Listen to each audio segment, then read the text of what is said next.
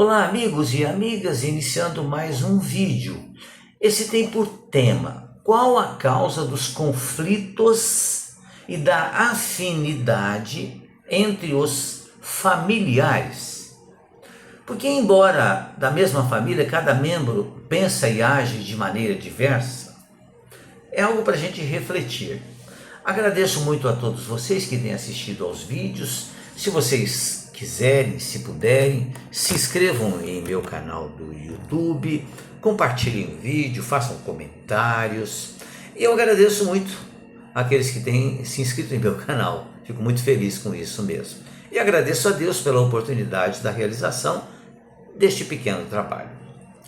Porque nasci nessa família, com a qual vivo em choque, e não naquela outra, cujos membros me dou tão bem? Ei, perguntinha que a gente certamente já deve ter feito em algum momento nessa presente encarnação. Via de regra, em nossas vidas, até que nos descobramos como espíritos em evolução e procuremos aceitar nossas dores físicas e morais como lições da providência divina para o nosso progresso, temos que nos defrontar com antigos ou atuais cobradores à nossa volta, em nossa família.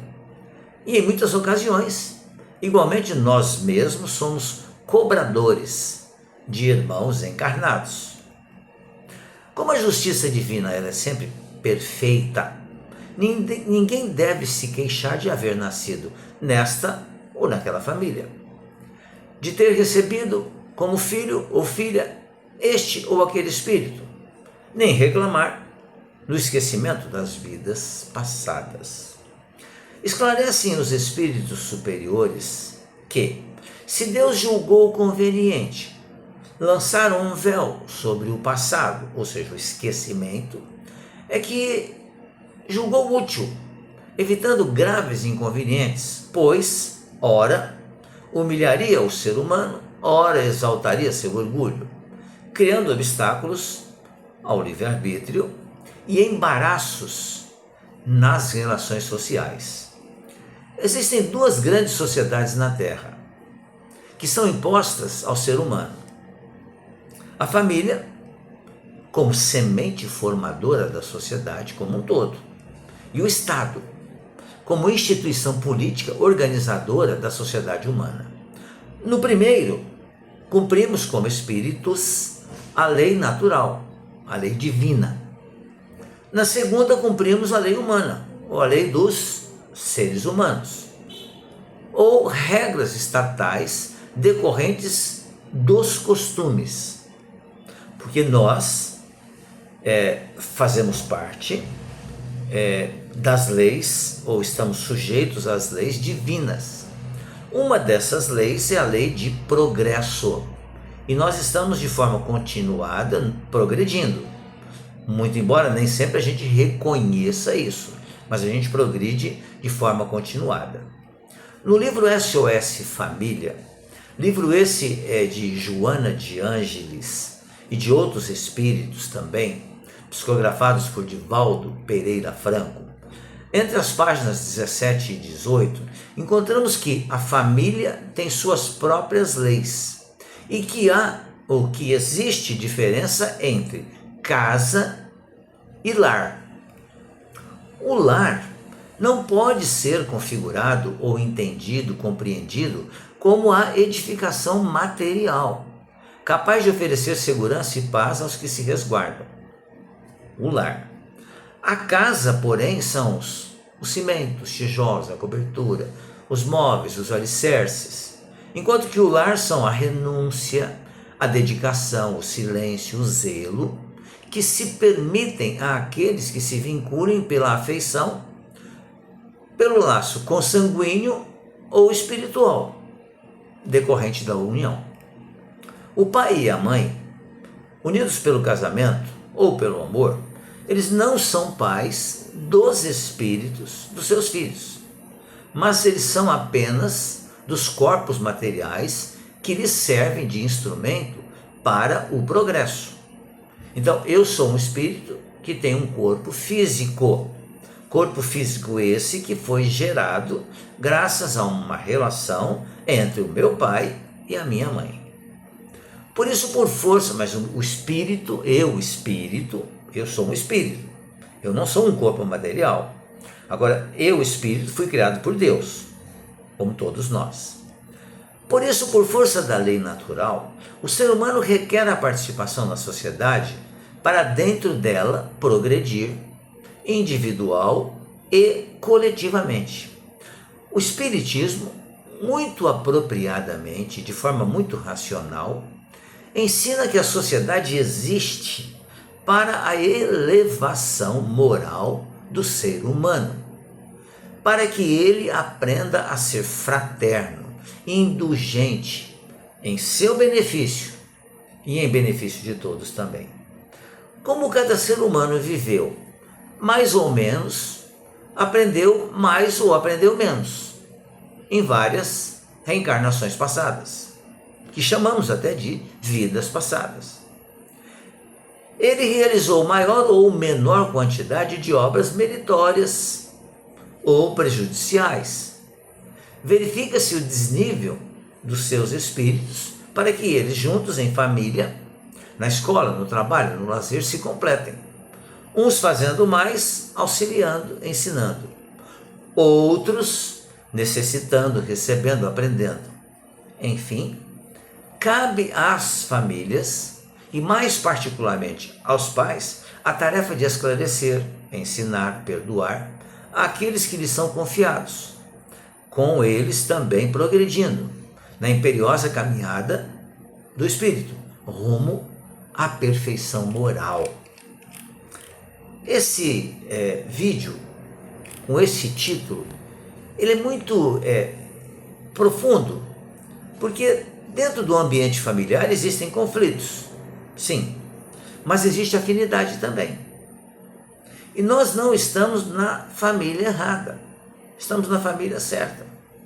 E se ocorrem conflitos, é porque houve alguma coisa em reencarnações anteriores. E Deus houve por bem, em nosso planejamento reencarnatório, nos colocar juntos com aquele espírito cuja vida em reencarnações anteriores tivemos problemas. Ou causamos a ele problemas, ou ele causou a nós problemas.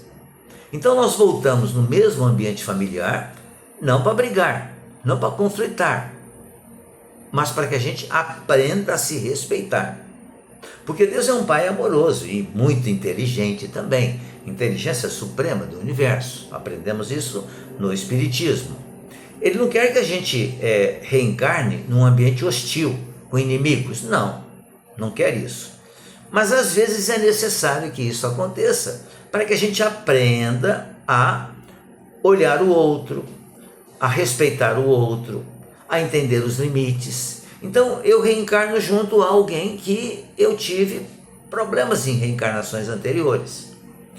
E sendo eu então, ou me tornando uma criatura espiritualizada, não necessariamente espírita, mas espiritualizada, sabendo que a vida continua depois da morte, eu devo, sem dúvida nenhuma, me esforçar mais para que eu resolva os problemas. Porque eu sei e sinto que a vida continua. O espiritismo, ou espírita, sabe direitinho, através dos ensinamentos da doutrina espírita, que depois da morte do corpo físico, a vida continua. Vou me preparar para uma outra reencarnações, porque eu sou um espírito imortal, o que morre é o meu corpo físico. Mas os irmãos nossos de outras religiões nem sempre aceitam isso, o que não tem nenhum problema, não tem nenhum problema. Mas acontecerá com eles também a mesma coisa. Por isso o espiritualizar-se, que é o que ocorre com as religiões cristãs, via de regra, acreditam que a vida continua, mas acabam não entendendo de que forma ela continua. A gente tem que fazer todo o possível para, nessa presente reencarnação, resolver todas as nossas situações conflitantes. E quando existe afinidade no ambiente familiar, é porque essa afinidade já vem de outras reencarnações. e vai facilitar muito para que haja equilíbrio nesse ambiente familiar e para que os elementos que compõem aquela família sejam colocados na sociedade equilibrados também, ajudando ao equilíbrio da própria sociedade. Então, a causa dos conflitos da afinidade está exatamente nos nossos relacionamentos como espíritos imortais que somos, trazidos das reencarnações anteriores e que acabam nessa presente reencarnação aparecendo. Mas se temos conflitos, entendamos que não é castigo divino. É necessário que haja então uma interação entre aqueles que estão em conflito para que estabeleçam a paz, o equilíbrio, se respeitem. Por isso, vêm juntos para aprenderem exatamente a fazer isso. E se existe a afinidade, melhor ainda. O que nós vamos fazer então? Ampliar essa afinidade. O tema é bem atual, né? Porque a gente vê muitos problemas dentro das famílias, né? Mas para um mundo como o nosso de provas e expiações, essa é uma situação normal, é comum. Não deveria ser, mas é comum. Cabe a cada um de nós trabalharmos para que nós tiremos da nossa família os conflitos e que a gente crie, né? Exercite a afinidade. Pensemos nisso, reflitamos sobre isso. Se você quiser compartilhar o vídeo, fique à vontade. Se você puder, se inscreva em meu canal no YouTube. Agradeço muito mais uma vez a sua atenção, desejando que fique bem, que fique em paz.